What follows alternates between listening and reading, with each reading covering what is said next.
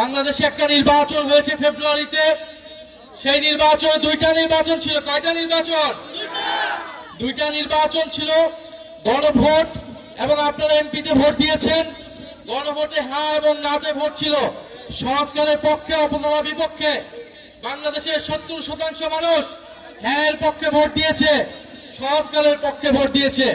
কিন্তু এই সরকার, এই বিএনপি সরকার গণভোট এবং জুলাই সনদকে এখন অস্বীকার করছে, জনগণের সাথে প্রতারণা করছে, জাতির সাথে গাদ্দারি এবং বিশ্বাসঘাতকতা করছে। প্রিয় এলাকাবাসী, আমরা 5টা দাবি নিয়ে এসেছি। এই গণভোটের গণরায় বাস্তবায়ন করতে হবে, যার মাধ্যমে সংস্কার হবে, দেশে পরিবর্তন হবে, যেটা আপনার আমার আকাঙ্ক্ষা ছিল জুলাই গণঅভ্যুত্থানে। যে আকাঙ্ক্ষার কারণে আমরা এই পরিবর্তন দেখার জন্যই শেখ হাসিনার বিরুদ্ধে রাজপথে নেমেছিলাম। দ্বিতীয়ত, আমরা তরুণদের কর্মসংস্থানের দাবি জানিয়েছি। তৃতীয়ত, আমরা বলেছি যে বাংলাদেশের এই যে বিদ্যুতের সংকট, আপনাদের এলাকায় কি বিদ্যুৎ আছে? ঘরে ঘরে বিদ্যুৎ আছে? লোডশেডিং হয়, দৈনিক 7 থেকে 8 ঘন্টা করে লোডশেডিং হয়। এই লোডশেডিং সমস্যার সমাধান করতে হবে। এই সরকার কমিটমেন্ট দিয়েছিল, প্রতিশ্রুতি দিয়েছিল তারা বিদ্যুতের সমস্যার সমাধান করবে, কিন্তু এই যে বাজেট দিয়েছে, এই বাজেটে আমরা এমন কিছু দেখি নাই তারা বিদ্যুতের সমস্যার সমাধান করতে হবে।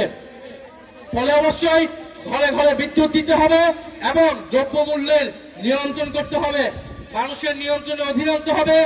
এছাড়া আমরা দেখছি সীমান্তে সাধারণ বাংলাদেশিদেরকে হত্যা করছে বিএসএফ খনি বাহিনী।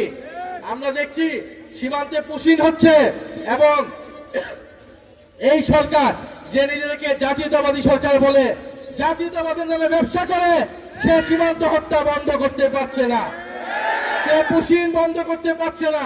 ফলে আমরা বলবো সীমান্ত হত্যা বন্ধ করুন, জাতীয়তাবাদের নামে ব্যবসা বন্ধ করুন এবং বাংলাদেশের সীমান্তকে সুরক্ষা দিন।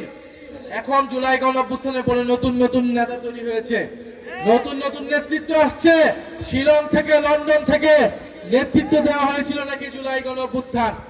ফলে ভালো আপনারা নেতৃত্ব দিয়েছেন, আপনারা এখন জুলাইয়ের আকাঙ্ক্ষা বাস্তবায়ন করুন, আপনারা জুলাই সনদ বাস্তবায়ন করুন, আপনারা সংস্কার বাস্তবায়ন করুন। যদি জুলাই সনদ বাস্তবায়ন করতে না পারেন, যদি বিচার করতে না পারেন, তাহলে জুলাইয়ের নেতৃত্বের দাবিদার এ কথাটি ভুলেও মুখে আনবেন না।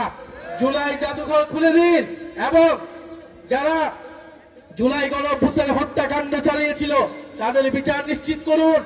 আপনারা যে বিভিন্ন জেলায় উপজেলায় মামলা বাণিজ্য করেছেন, নিরীহ মানুষের নামে মামলা দিয়ে আপনারা দুর্নীতি এবং লুটপাট করেছেন, সেই হয়রানি থেকে মানুষকে মুক্ত দিয়ে যারা প্রকৃত অপরাধী তাদেরকে গ্রেফতার করে বিচারের আওতায় আনুন এবং কালীগঞ্জের এলাকার মানুষের যে সাধারণ মানুষের যে সমস্যা আছে সেই সমস্যা নিরসন করুন।